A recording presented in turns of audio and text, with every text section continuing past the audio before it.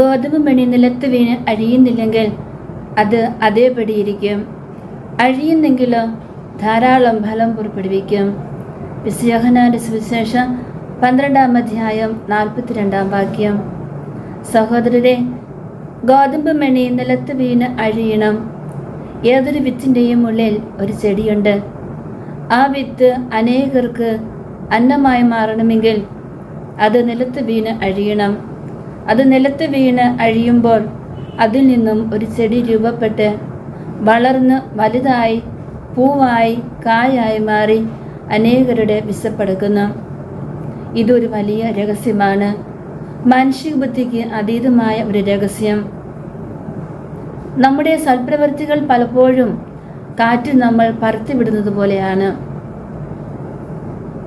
സൽപ്രവൃത്തികൾക്ക് പ്രത്യക്ഷത്തിൽ ഒരു നന്മ പ്രകടമായി നമ്മൾ കാണാറില്ല. അത് സ്വീകരിക്കുന്നവർ പലപ്പോഴും നിഷേധിക്കുകയും നിഷേധാത്മകമായി പെരുമാറുകയും ചെയ്യുമ്പോൾ നമുക്ക് രോഷവും ദുഃഖവും ഒക്കെ ഉടലെടുക്കാറുണ്ട്. എന്നാൽ ഈശോയിൽ പ്രത്യാശ അർപ്പിച്ച് പരിശുദ്ധ കത്തോലിക്കാ വിശ്വാസത്തിൽ നാം ജീവിക്കുമ്പോൾ നമ്മുടെ സൽപ്രവൃത്തികൾ ആളുകൾ നിഷേധിക്കുകയും അതിനെ അവഹേളിക്കുകയും വെറുതെ കളയുന്നത് പോലെയൊക്കെ തോന്നുകയും ചെയ്താലും ഗോതമ്പ് മണി നിലത്ത് വീണ് അഴിഞ്ഞു പോകുന്നത് പോലെ നമ്മൾ ഈശോയുടെ മഹത്വത്തിന് വേണ്ടി വിട്ടുകൊടുക്കുമ്പോൾ പ്രഭാഷകന്റെ പുസ്തകത്തിൽ അവിടുന്ന് പറഞ്ഞിരിക്കുന്ന വാക്കുകൾ നമ്മിലും നിറവേറും. ദുഷ്ടന്റെ തിന്മകൾ നമ്മൾ ക്ഷമിക്കുമ്പോൾ അവന്റെ ശിരസിൽ തീക്കനൽ നമ്മൾ കൂട്ടുകയാണ്. പരിശുദ്ധാത്മാവ് അവനെ അനുതാപത്തിലേക്കും പിന്നീട് മാനസാന്തരത്തിലേക്കും നയിക്കും. വിശുദ്ധരെല്ലാവരും അവരുടെ ജീവിതം അഴിഞ്ഞു പോകാൻ വിട്ടുകൊടുത്തവരാണ്. പക്ഷേ ദൈവം അവരെ ഒരു ചെടി പോലെ രൂപപ്പെടുത്തി അനേകം പൂക്കൾ വിടരുകയും കായ്കളായി പരിണമിക്കുകയും അത് മറ്റനേകം പേർക്ക് തണലും വിശപ്പടക്കാനും ഭക്ഷണവുമൊക്കെയായി തീർന്നു.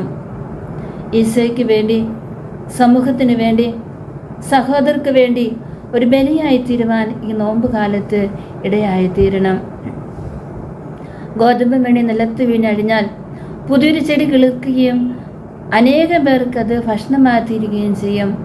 അനേകരുടെ വിശപ്പടക്കുവാൻ അതിന് കഴിയും.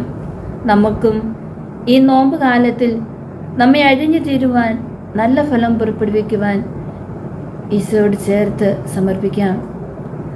ഓർക്കുക, അഴിയുന്ന ഗോതമ്പ് മണി മാത്രമാണ് പുതുജന്മം പ്രാപിക്കുന്നതെന്നും അവ മാത്രമാണ് അനേകം ഗോതമ്പ് മണികൾക്ക് ജന്മം നൽകുന്നതെന്നുമുള്ള ദാർശനികത്വം സ്വന്തമാക്കി ഈ നോമ്പ് കാലത്ത് വിശുദ്ധ സഹനങ്ങൾക്ക് വേണ്ടി നമുക്കും പ്രാർത്ഥിക്കാം, കാത്തിരിക്കാം.